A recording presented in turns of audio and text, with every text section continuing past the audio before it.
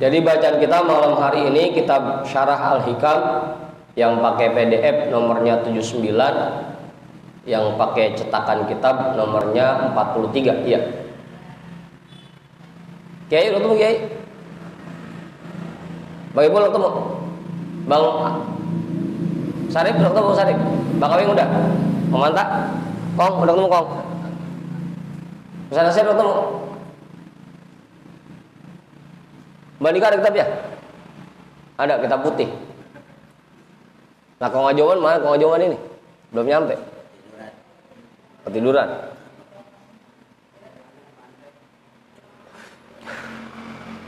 Ibu-ibu belakang udah ketemu bacanya. Mang Ajudin kemana Kong? Mang Ajudin? Di rumah. Lah kali malam-malam masih ngayap aja.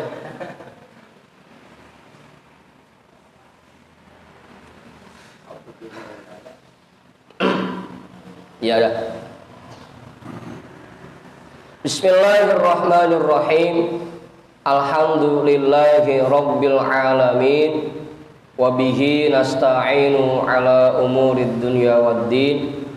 Wassalatu wassalamu ala asyrafil anbiya'i wal mursalin sayyidina wa habibina wa syafi'ina wa maulana Muhammadin wa ala alihi wa ashabihi ajma'in, amma ba'du. Rabbi shrah li sadri wa yassir li amri wahlul 'uqdatam min lisani yafqahu qawli.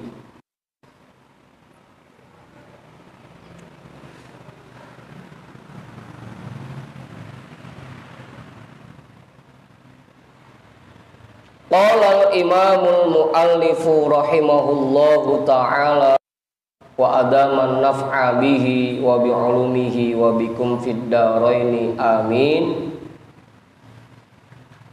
Wa jaa'a rajulun ilal ustadi Abil Hasan qaddasallahu sirrahul aziza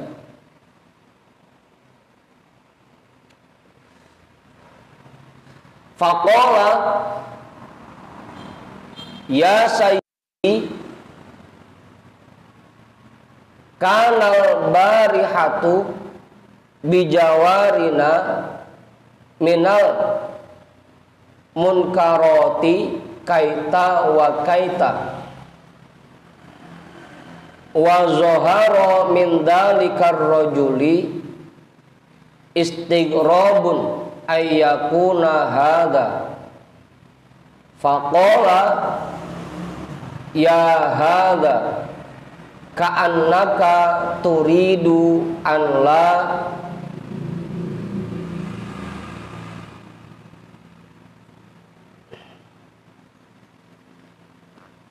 ya'sillaha ta'ala fi mamlakatihi atau la yu'sillaha ta'ala fi mamlakatihi.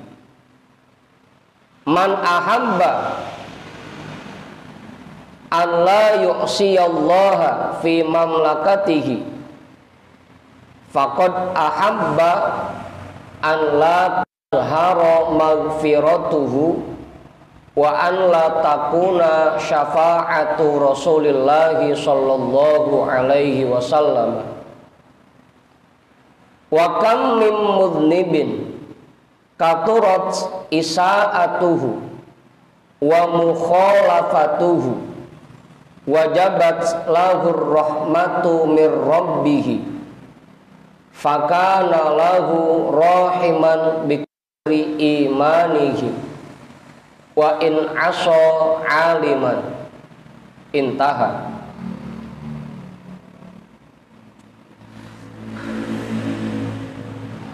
Itu ya.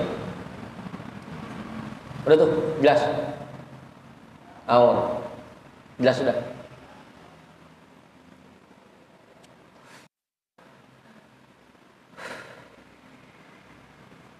Kopinya diminum Bang Biu. Kopinya. Ngopi enggak? Ngopi. Singkongnya dimakan, singkong. Silakan Bang Gis, baru mulai. Masuk. Waja'a rajulun, ada seseorang yang datang ilal Ustadzi Abil Hasan. Ada seseorang yang datang berkunjung kepada Al Ustadz Abil Hasan qaddasallahu sirrahul aziz.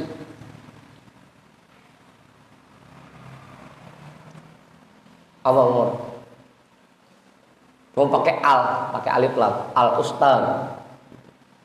Kalau dulu Ustadz itu sekelas profesor. Sekarang timbang bisa tahlil, bisa baca maulid, Ustadz udah. Syekh Abil Hasan di sini dipanggil Al Ustadz. Sekelas profesor Ustadz.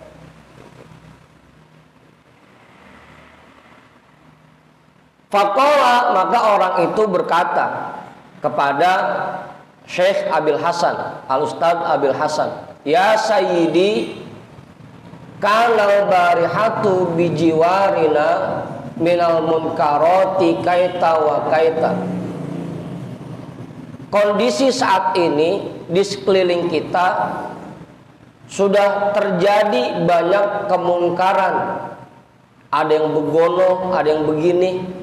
Tuh kaita wa kaita artinya begitu orang. Ngadu dia ceritanya sama Syekh Abil Hasan. Ya Tuanku, sekarang di sekeliling kita sudah terjadi banyak kemunkaran. Udah macam-macam dah kemunkaran modelnya. Ada yang begono, begini, macam-macam.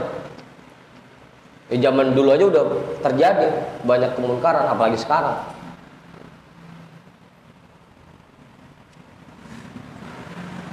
Makanya nggak aneh kalau sekarang di kampung kita khususnya kemungkaran udah merajalela. Bahkan orang udah kayak nggak punya malu, di pinggir jalan jadi aja. Abang Ibu. Dulu mungkin waktu engkau masih kecil, waktu saya saat ini masih kecil, orang kalau pengen mabuk masuk ke dalam rumah dulu, ngumpet dulu. Pengen pacaran masuk ke rumah dulu. Sekarang mah di pinggir jalan jadi aja mabuk, pacaran, kayak nggak punya malu, ya udah. Gimana Bang?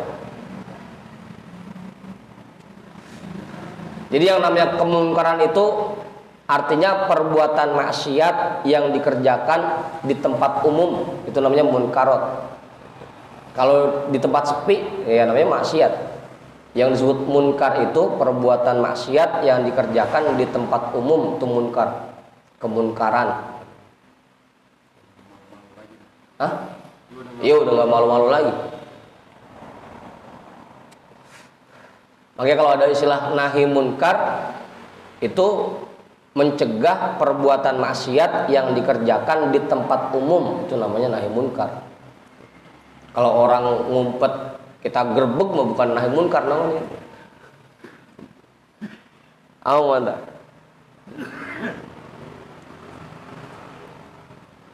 Kanal barihatu bijiwarina minal munkaroti kaita wa kaita. Ya Tuanku, kondisi saat ini di sekeliling kita sudah terjadi banyak sekali kemungkaran. Berbagai macam kemungkaran. Wa zoharo min dalikar rajuli istighrabun ayyakuna hadza. Dan dari orang itu nampak rasa ketidaksukaan dirinya terhadap hal tersebut. Jadi mukanya kelihatan kayak orang nggak suka, kesel. Ngapa sih di kampung kita banyak banget kemungkaran? Nggak suka. Wa zoharo min dalikar rajuli istighrabun ayyakuna hadza. Dari orang itu terlihat rasa ketidaksukaan bahwa terjadinya hal tersebut. Faqala, maka Al Ustadz Abil Hasan menjawab, ya hadza ka'annaka turidu an la yu'siyallaha ta'ala fi mamlakatihi. Atau enaknya alla yu'sillah aja ya. Alla yu'sillah ta'ala fi mamlakat.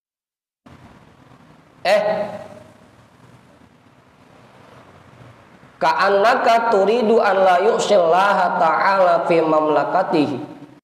Kalau kamu seperti itu, seakan-akan kamu tidak ingin ada satu orang pun yang bermaksiat kepada Allah di dunia ini. Disalahin. Ya jangan begitu. Kalau ngomong begitu seakan-akan kamu nggak pengen ada satu orang pun yang maksiat. Malah diomelin Bang Awing. Bukan malah didukung, bukan. Cakep itu punya perasaan begitu, enggak. Man ahabba Allah fi mamlakatihi faqad ahabba an la tazhara maghfiratuhu wa alla takuna syafa'atu Rasulillah sallallahu alaihi wasallam. Kalau ada orang yang suka bahwa tidak ada satu orang pun yang bermaksiat kepada Allah di alam dunia ini. Kalau ada orang yang pengennya nggak ada satu orang pun yang maksiat di alam dunia ini, berarti dia tidak suka Allah menzohirkan sifat maha pengampunnya. Gimana Bang? Dan dia tidak suka adanya syafaat Rasulullah. Gitu Ustaz. Makanya bahasan sebelumnya sengaja Allah ciptakan orang-orang yang maksiat, orang-orang yang mengerjakan kemunkaran, agar Allah bisa menzohirkan sifat maha pengampunnya, agar syafaat Rasulullah bisa bekerja, ada gunanya. Kalau semua orang benar semua, nah syafaat Rasul buat apaan? Sifat maha pengampunnya Allah buat apaan kalau semua orang benar? Nah sengaja diciptakan oleh Allah orang-orang yang maksiat. Udah biarin. Kalau bahasa kita udah biarin. Kalau ada orang yang maksiat ya udah biarin. Itu tandanya Allah ingin menzohirkan sifat maha pengampun. Bukan malah cakep tuh Bang Ipul. Kalau punya perasaan pengen semua orang bener semua, bukan malah cakep, bukan. Malah disalahin sama Syekh Abil Hasan. Lah emang kagak pengen adanya syafaat Rasulullah? Emang kagak pengen adanya sifat maha pengampunnya Allah? Maha pengampunnya Allah ya memang ada kalau ada yang maksiat. Lah udah bener apa yang mau diampunin mau? Justru kudu maksiat dulu biar diampunin, kan begitu jadinya.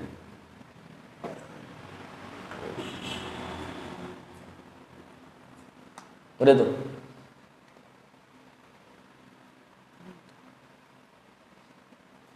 Jadi buat kita balikin aja ke diri kita dulu masing-masing. Kita sibuk aja perbaiki diri kita. Kalaupun ada orang di sekitar kita yang melakukan perbuatan maksiat, ya kita ambil itu aja sisi baiknya. Bisa jadi memang Allah ingin menzohirkan sifat maha pengampun. Memang Allah menetapkan bahwa dia orang yang nantinya akan menerima syafaat Rasulullah. Udah gitu aja. Gimana Mas Arif? Kita malah kesel ya kan? Orang gak ada yang bener pisan kemana dah. Justru di situ. Jadi maha pengampunnya Allah ada nilainya. Jadi ada guna.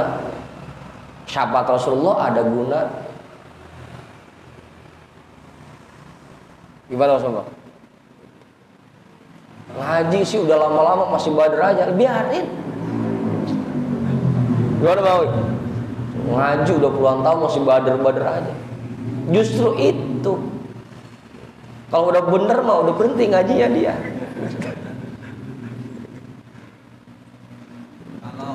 Ya kayak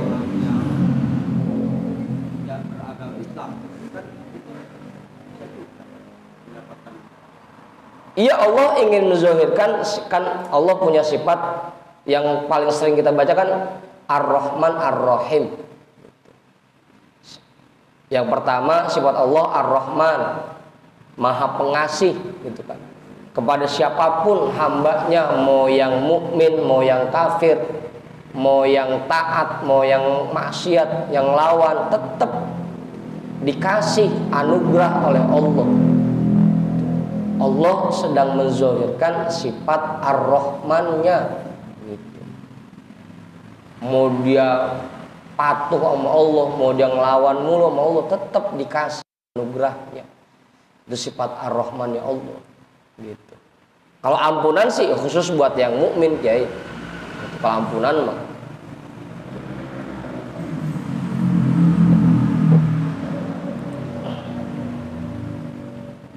begitu.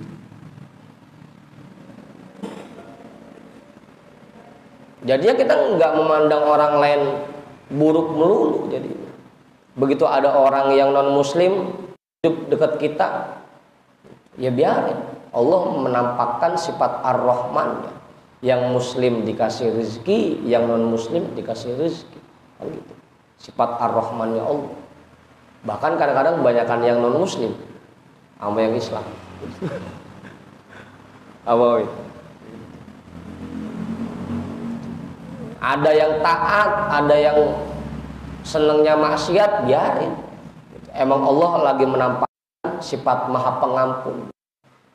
Kalau semua taat semua, lah Allah mau ngampunin siapa? Kalau semuanya taat. Emang begitu, selalu berpasang-pasang agar sifat Maha Pengampun Allah ada nilainya jadi. Itu ngorok. Kayak Ustaz sendiri dah di sekolahan, kalau semua muridnya pinter semua, gitu. Pas ulangan dapat nilai 100 semua, bingung deh nih yang ranking 1 yang mana? Bingung. Justru ada yang taat, ada yang ngelawan.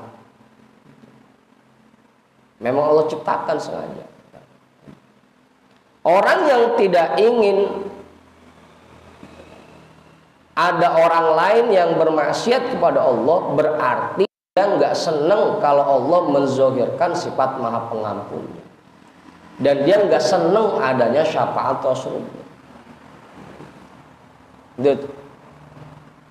Wa kam min mudnibin katurat isaatuhu wa mukhalafatuhu wajabat lahur rahmatu mir rabbih. Tidak sedikit orang yang selalu berbuat dosa, sudah banyak keburukannya dan selalu melawan kepada Allah, tapi dia mendapatkan rahmat dari Tuhannya. Gak sedikit.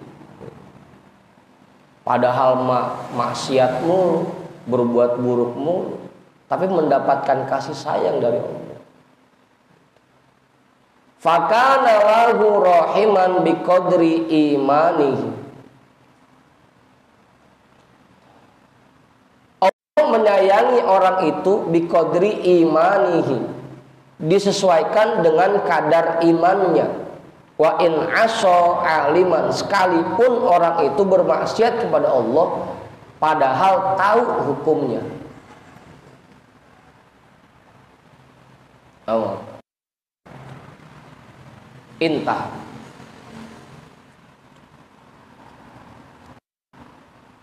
Gimana Gay? Nambahin Gay? Yang maksiat juga dikasih. Ya iya.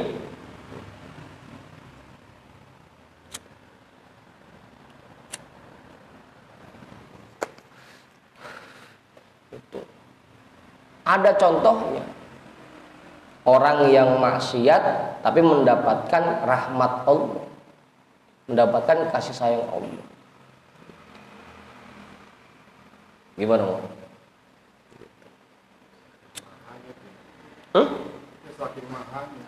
Iya.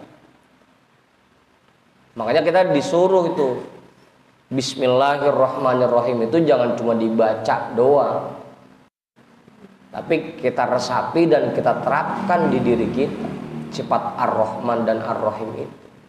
Maha pengasih, maha penyayang. Jangan cuma dibaca doang, terapin.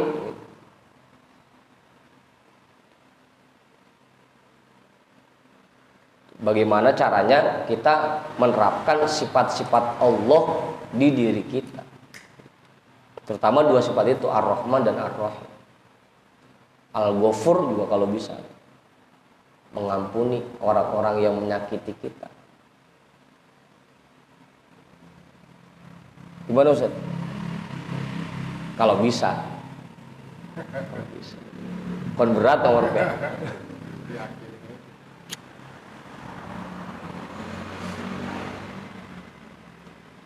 Fala yang bagi lil abdi an yasta'zima dambahu isti'zaman yu'addihi ila ayyulqi biyadaihi iyasan min rauhihi wa qunuton min rahmatihi wa su'azonnin bihi bal alaihi ayyatuba ila rabbihi minhu wa yarji'a ilaihi anhu wa ya'lama hikmatallahi ta'ala fi taslitihi alaihi wa takhliyatihi bainahu wa bainahu.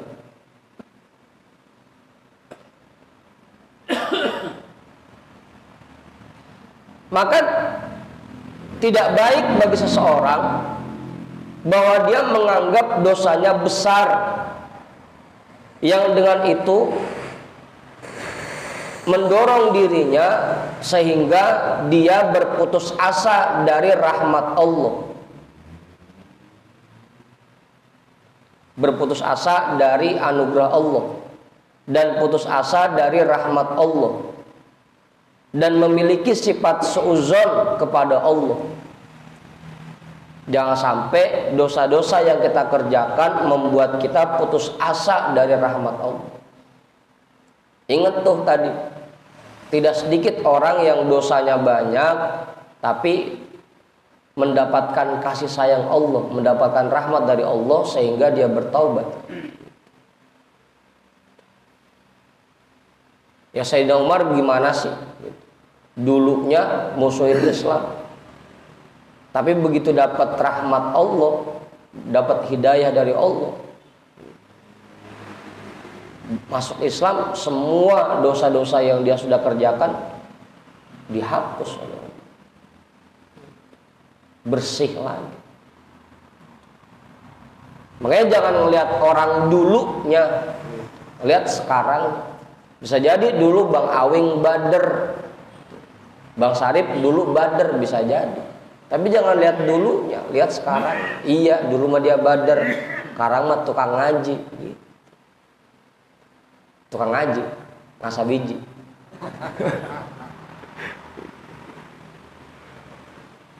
Oh. Jangan lihat dulunya. Kan kisahnya udah banyak yang kita baca tuh kisahnya. Di antaranya orang yang membunuh 100 orang gitu kan. Dia tobat atau meninggal di tengah jalan, ketetapannya malah masuk surga. Itu kan rahmat Allah seperti itu. Meskipun dosanya banyak, tapi kalau mendapatkan rahmat dari Allah tetap aja husnul khotimah. Tapi jangan lihat dulunya.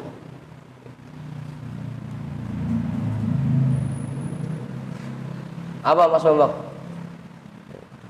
Biarin dulu mah kita romanya bader dah, itu biarin. Yang penting sekarang. Jangan sampai perbuatan dosa yang kita kerjakan menyebabkan kita putus asa dari rahmat Allah dan menyebabkan kita memiliki sifat suudzon terhadap Allah. Bal alaihi ayyatuba ila rabbihi minhu. Bahkan yang harus dia kerjakan adalah dia bertaubat kepada Tuhannya dari dosa-dosanya, dan dia kembali kepada Tuhannya dari perbuatan buruknya, dan dia mengetahui adanya kebijaksanaan Allah Subhanahu wa ta'ala fi taslitihi alaihi, yang berkaitan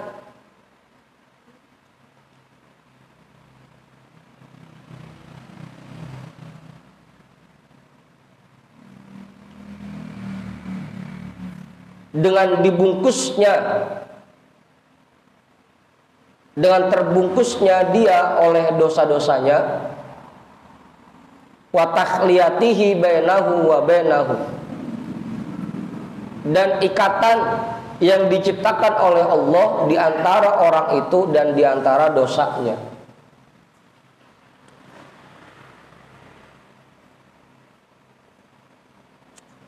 Udah tuh. Paham Ustaz?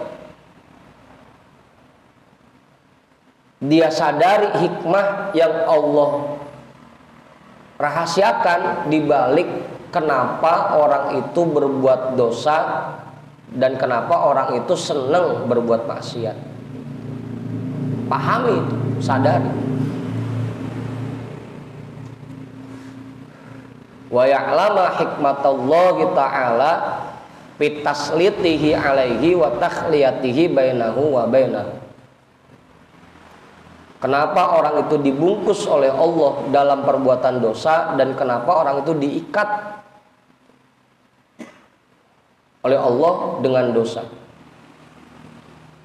Wa fil khabari an Rasulillah sallallahu alaihi wasallam laula anna dzamba khairun lil mu'mini minal ujubi ma khallallahu ta'ala baina mu'minin wa baina dzambin abadan. Di dalam sebuah khabar dari Rasulullah sallallahu alaihi wasallam, laula anna dzamba khairun lil mu'mini minal ujubi, kalau bukan karena dosa itu lebih baik bagi seorang mukmin dibanding sifat ujub,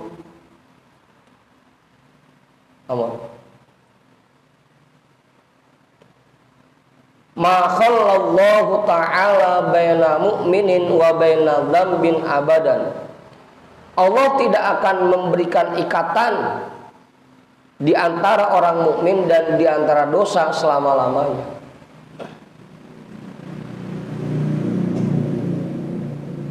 Jelas itu Kiai? Maksudnya apa nih? Biasanya kan begini Kiai, kalau pepatah apa ucapan yang sering kita dengar itu, dosa yang membuat kita semakin dekat dengan Allah lebih baik daripada perbuatan baik yang membuat kita sombong, gitu kan ya? Perbuatan dosa yang dikerjakan seseorang lebih baik daripada dia punya sifat ujub gara-gara dia selalu mengerjakan perbuatan baik. Kayak kita nih misalkan pas karena setiap malam udah ngaji, ngerasanya bahwa kita lebih baik dari orang lain, merasa bahwa kita lebih alim, lebih benar dibanding orang lain. Itu kan jadinya ujub. Mendingan orang yang dosa kemudian dia taubat kepada Allah daripada kita yang ngerjain perbuatan baik tapi ujung-ujungnya malah merasa bangga dengan perbuatan baik kita, ngerasa lebih baik dari orang lain, ngerasa lebih alim, ngerasa paling benar. Mendingan dosa tapi kemudian kita bertobat daripada kita merasa bahwa diri kita lebih baik dari orang lain. Makanya sengaja Allah berikan ikatan antara orang mukmin dan dosa, sehingga ada aja orang mukmin yang masih mengerjakan perbuatan dosa. Tujuannya apa? Jangan sampai dia ujub. Karena dosa yang mendorong seseorang untuk bertobat lebih baik daripada sifat ujub. Awas, emang kadang penyakit kita begitu, mentang-mentang udah ngaji, mentang-mentang rajin sholat, sholatnya udah rada rapi, mandang orang lain yang masih teman salah mulu. Gitu ngomong saya. Padahal itu buruk, jelek. Kita merasa diri kita lebih baik dari orang lain, itu jelek. Mentang-mentang kita udah ngaji, mandang orang yang maksiat romana hina, jelek itu. Apa nih Kak? Makanya dibikin dah ikatan antara orang mukmin dan dosa. Yang menjaga orang itu jangan sampai punya sifat ujub. Tetap aja saya masih punya dosa juga, masih sama kayak orang-orang. Begitu Bang Ibu. Penyakit kita sadari atau tidak kita sadari, penyakit kita kadang-kadang begitu. Merasa diri kita lebih baik dari orang lain. Merasa kita lebih benar dibanding orang lain. Kayak gitu tuh. Udah. Itu sabda Rasulullah. Kalau seandainya, kalau bukan karena dosa itu lebih baik bagi orang mukmin dari sifat ujub, Allah tidak akan berikan ikatan di antara orang mukmin dan di antara dosa selama-lamanya. Jangan sampai makanya. Gimana Pak Awi? Itu ya. Jangan ngerasa bahwa diri kita paling benar. Jangan merasa bahwa diri kita lebih baik dari orang lain. Fanabbahakallahu bihadza ala anna dzamba mani'un min wujudil ujubi alladzi huwa a'zamu hijabin bainal 'abdi wa baina maulahu. Dari hadis ini Allah memberikan peringatan bahwasanya dosa itu mencegah dari munculnya sifat ujub pada diri seseorang, yang ujub itu merupakan hijab terbesar yang menghalangi seseorang dan Tuhannya. Orang jauh dari Allah bukan karena banyak dosanya, bahkan bisa jadi gara-gara dia banyak dosanya membuat dia dekat dengan Allah, karena dia setiap malam menangisi perbuatan dosanya, nangis gara-gara perbuatan maksiat, jadi dekat sama Allah. Yang menghalangi seseorang dan Allah yang paling besar ujub, merasa bahwa diri kita udah lebih baik dibanding orang lain. Itu. Dan rata-rata penyakit kita begitu. Mentang-mentang udah rajin zikir, rajin ngaji, sholat udah rapi, merasa kalau ngeliat orang maksiat dia hina aja. Itu udah paling bener. Begitu Bang Awi. Itulah yang menghalangi kita dengan Allah, dan sifat ujub, merasa bahwa diri kita lebih baik dari orang lain.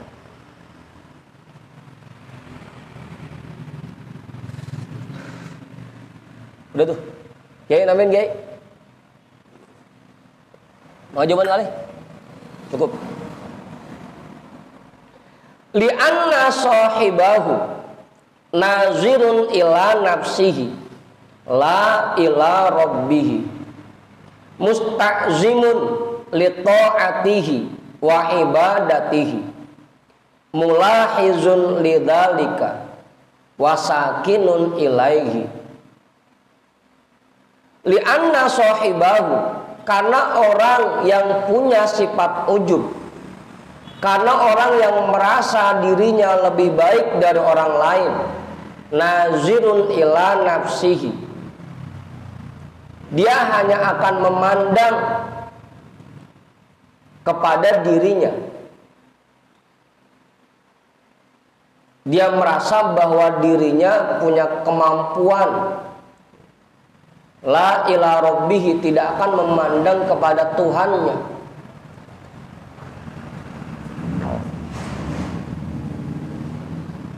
Orang yang ujub, dia akan memandang kepada dirinya, merasa bahwa dirinya mampu, merasa bahwa dirinya bisa. Tuh, saya udah bisa sholat rapi, saya udah bisa zikir lama, saya udah bisa ngaji tiap malam. merasa bahwa dirinya bisa. Nazirun ila nafsih, la ila rabbih, tidak memandang kepada Tuhannya sedikit. Kalau memang dia memandang pada Tuhannya, pasti nggak akan muncul sifat ujub. Saya bisa sholat rapi karena digerakkan oleh Allah yang ngasih taufiknya. Saya bisa ngaji karena Allah yang menggerakkan, bukan karena kebisaan saya. Saya bisa zikir karena Allah yang ngasih kekuatan, bukan kemampuan saya. Nggak bakal ujub jadinya, karena yang dia pandang Tuhannya. Orang yang ujub karena dia merasa bahwa dia punya kemampuan, punya kebisaan. Tadi itu apa Ustaz? Saya bisa zikir, saya bisa sholat. Pokoknya udah ngerasa paling bener udah. Orang lain salah mulu, dia doang paling bener. Begitu Bang Guys. Itu sifat ujub tuh. Orang yang punya sifat ujub, dia hanya akan memandang kepada kemampuan dirinya, bukan kepada Tuhan. Musta'zimun li ta'atihi wa ibadatihi, menganggap bahwa perbuatan taatnya dan ibadahnya besar.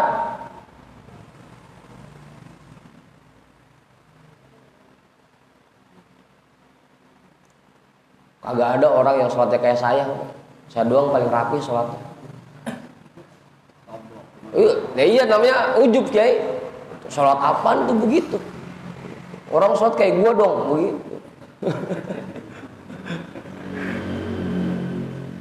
Mustazimun, menganggap bahwa perbuatan taatnya dan ibadahnya besar. Mulahizun lidzalika, dia terus memandang kepada perbuatan taatnya itu. Dasar tiap hari udah berbuat taat, ilok kagak masuk surga begitu. Iya kan? Lu mau kagak ada apa-apanya sama gua mau zikir udah tiap malam, lu mau kapan tebang-tebang masih. Mulahizul lidzalika, selalu memandang perbuatan taatnya, isik-isik yang dilihat perbuatan taat. Karena ujub.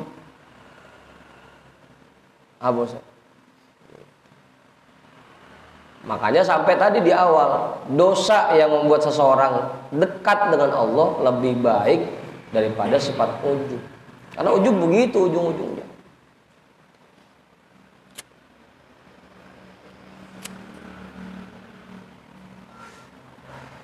Wasakinun ilaihi, dia merasa nyaman, merasa tenang karena perbuatan taatnya dan ibadah.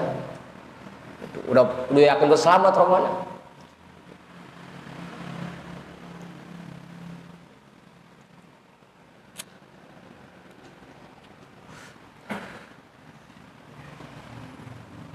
Seakan-akan surga punya dia udah. Wasakinun ilaihi. Bikhilafi dzalika dzambi, berbeda halnya dengan dosa. Li'annahu yujibu lahul khaufa wal hadra wal malja'a ilallahi ta'ala wal firara ilaihi an nafsihi. Karena dosa itu akan memunculkan untuk orang yang mengerjakannya rasa takut di hatinya, wal hadra, dan waspada, kehati-hatian, wal malja'a ilallahi ta'ala, dan bersandar kepada Allah Subhanahu wa ta'ala, wal firara ilaihi an nafsihi, dan kembali kepada Allah dan meninggalkan dirinya.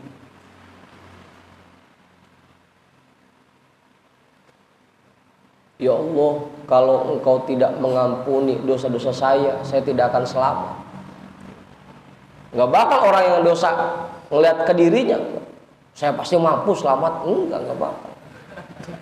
Pasti balikin ke Allah. Ya Allah, kalau Engkau tidak ampuni dosa saya akan celaka. Saya nggak akan selamat. Dia kembali kepada Allah dan meninggalkan dirinya. Begitu Bang Ibu. Kenapa jadinya dosa lebih baik daripada sifat ujub? Dan itu Tuh rata-rata penyakit kita, merasa bahwa diri kita lebih baik dari orang lain. Wal ujubu yasriful abda anillahi ta'ala wal dzambu yasrifuhu ilaihi. Sifat ujub membuat orang berpaling dari Allah, sedangkan dosa membuat seseorang mendekat kepada Allah.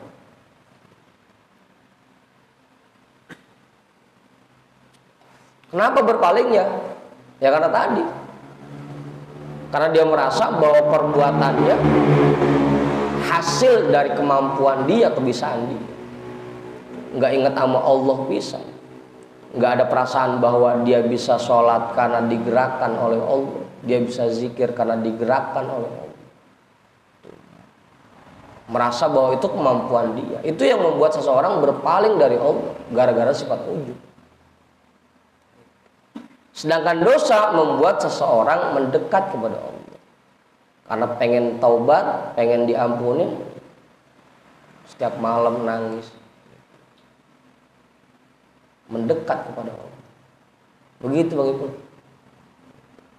Wal ujubu yuqbilu bihi ala nafsihi wal dzambu yuqbilu bihi ala rabbihi.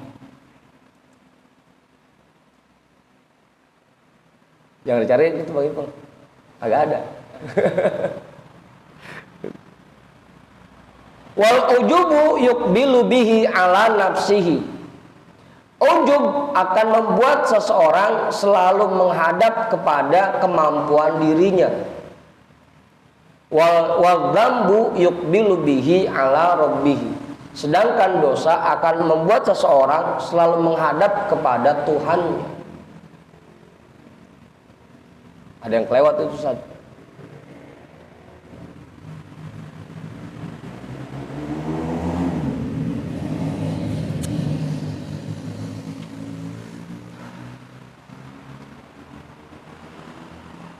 Wal ujubu yuaddihi ilal istighna'i wa dzambu yuaddihi ilal iftiqori. Sifat ujub membuat seseorang merasa tidak butuh kepada Allah. Ngamu Sarip, nengleng aja, lagi begini aja. Oh lagi pilek. Ujub akan membuat seseorang merasa tidak butuh pada Allah. Ah, dasaran sholat saya udah rapi, dasaran zikir saya udah banyak, ilok kagak selamat, pasti ini selamat. Gak butuh sama Allah lagi. Itu merasa tidak butuh. Jadi yang dia andelin perbuatan taat dan ibadah.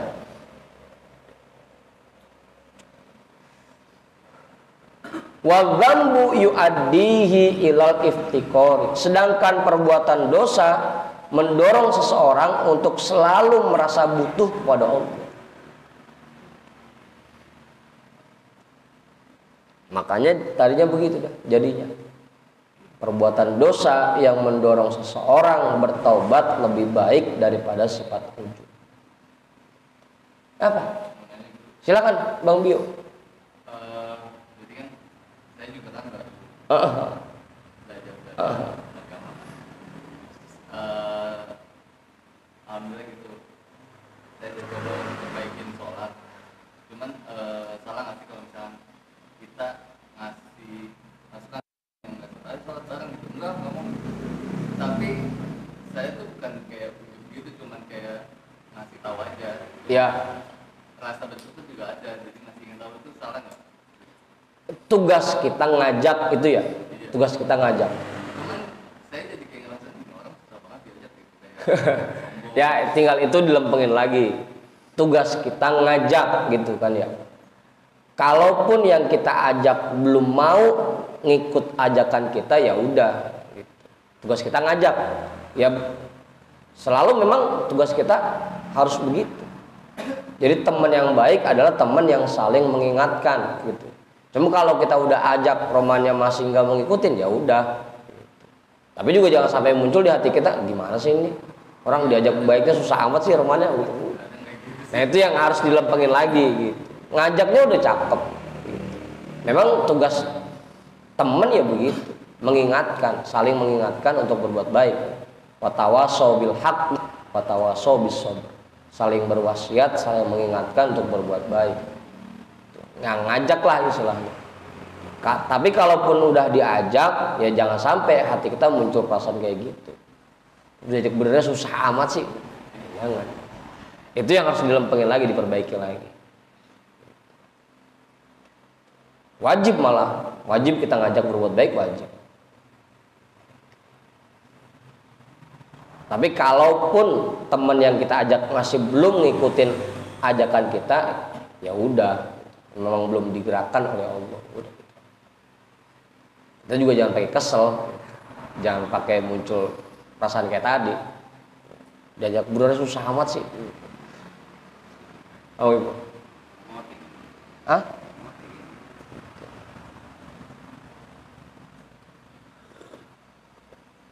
Mengerjakan yang benar wajib, yang nggak boleh merasa bahwa diri kita paling benar.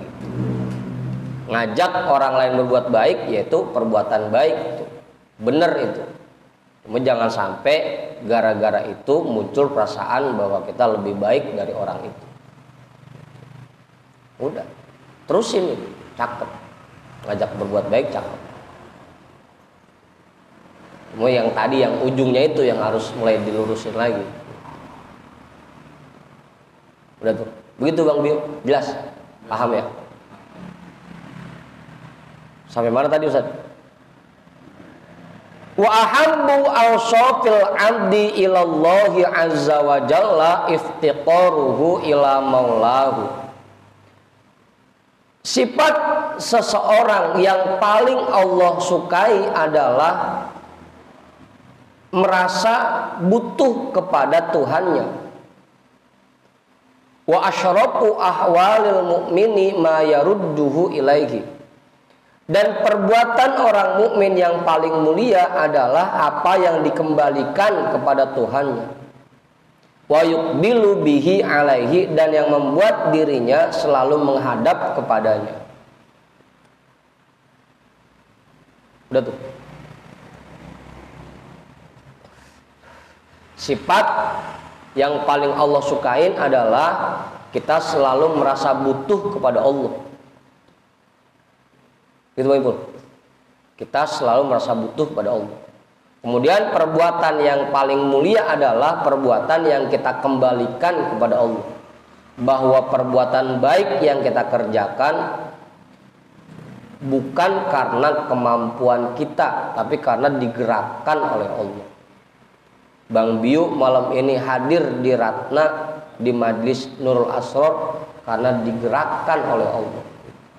Perbuatan yang paling baik, yang paling mulia adalah perbuatan yang dikembalikan kepada Allah. Begitu Bang Awing. Bang Awing bisa bawa singkong rebus malam hari ini buat jamaah ngaji karena digerakkan oleh Allah, bukan karena kebisaan kita. Itu perbuatan yang paling mulia. Wa yuqbilu bihi alaihi, dan perbuatan yang membuat kita menghadap kepada Allah, yang membuat kita semakin dekat kepada Allah. Kalau perbuatan yang ujung-ujungnya malah bikin kita ujub, merasa diri kita lebih baik, itu bukan bikin kita dekat sama Allah, malah makin jauh dari Allah. Makanya sifat ujub itu harus dibuang. Merasa bahwa diri kita lebih baik dari orang lain itu harus hilangkan. Udah. Apa? Bang Bio. Kenapa? Ini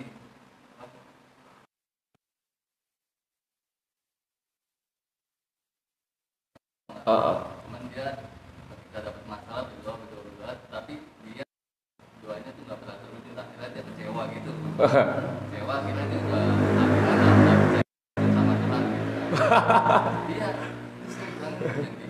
Jadi saya bilangin, cuman kayaknya masih kira-kira salah nggak sih kalau saya bilangin balik lagi? Kalau dalam Al-Qur'an sih fadzakir inna fa'atid dzikra gitu ya, surah Al-A'la gitu. Fadzakir in nafa'atid dzikra. Berikan peringatan kalau sekiranya peringatan itu ada manfaatnya, ada gunanya. Kalau sekiranya kita kasih peringatan ujung-ujungnya cuma malah berantem doang, berdebat doang, dan gak usah. Engkau lagi pinteran dia agamanya, udah. Kita pengen bilangin, oh kemana Ustadz dia mah, kita bukan.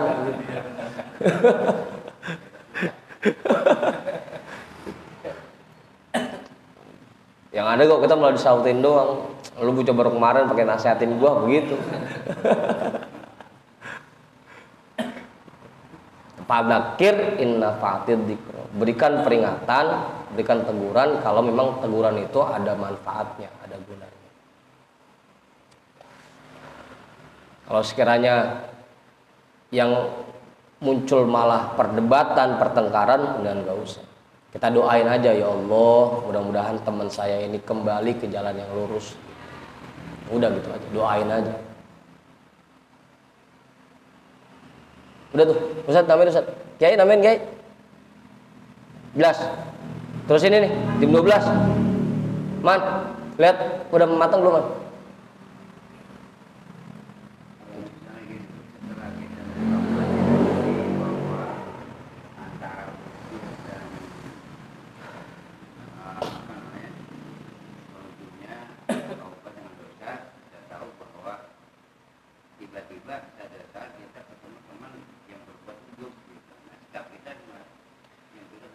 Kita aja dulu Bang Jeda.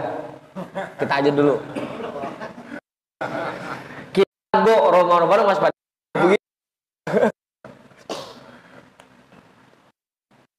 Ya kan tadi udah bilang kita fokus aja perbaiki diri kita gitu. Jangan sampai muncul sifat ujud di dalam diri kita. Kalaupun ada teman kita yang kelihatannya punya sifat ujub, ya udah biarin aja, kita doain aja, ya Allah berikan hidayah dia, biar dia kembali ke jalan yang lurus, biar hatinya bersih, udah gitu aja. Kita fokus ke diri kita aja, kita gua romannya. Itu aja pertanyaannya masih ujub itu. Gimana kalau teman kita ujub? Berarti kan kita menganggap bahwa nanti ada orang yang ujub gitu. Terus diri kita masih merasa bahwa diri kita lebih baik. Itu fokus aja ke diri kita dulu. Fokus ke diri kita. Yang penting jangan sampai kita punya sifat ujub. Itu dulu dah. Toh pun kalau nanti ada teman kita yang punya sifat ujub, ya udah kita doain aja.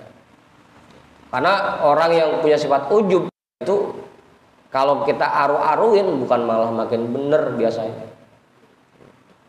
Orang kalau disifat ujub. Apalagi emang udah ada labelnya, udah ada mereknya gitu kan. Merek ustadz, merek kiai gitu. Pakai kita bilang-bilangin, kita siapa emang? Begitu Bang Haji. Udah biarin aja. Kita doain aja, mudah-mudahan Allah hilangkan sifat ujub dari hati.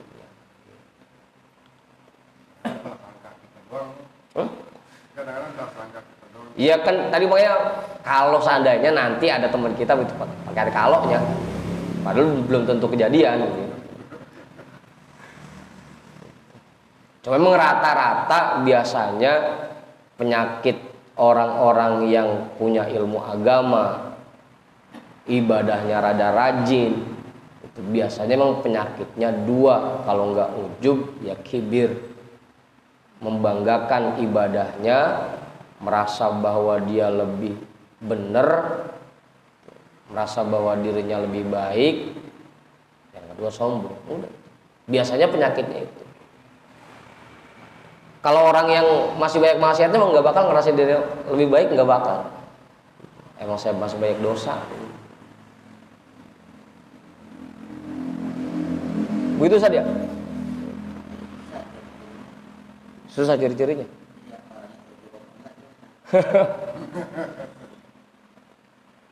Gampang Ustaz. Isik-isik mau nasehatin kita gue itu.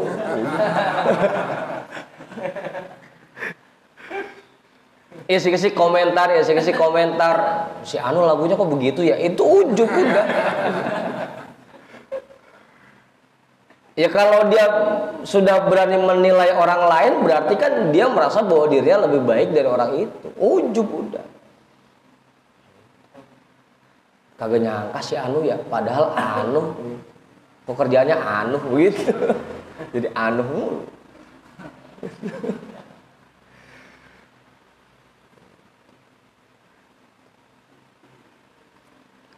Ya kenapa kita suka ngomongin orang gitu kan, ngomongin kesalahan orang lain? Ya penyebabnya itu, karena kita merasa bahwa diri kita lebih baik dari dia. Padahal kalau dipikir-pikir, jangan-jangan kita kok masih ngerjain apa yang dia lakuin kan gitu. Penyebabnya. Agak niat ujub deh, cuma kelepasan. Ada ujub kelepasan. Biasanya dia lepas. Biasanya dia lepas. Ya pokoknya ciri-ciri orang yang ujub gampang, mudah berkomentar, gampang menilai, itu ujub udah.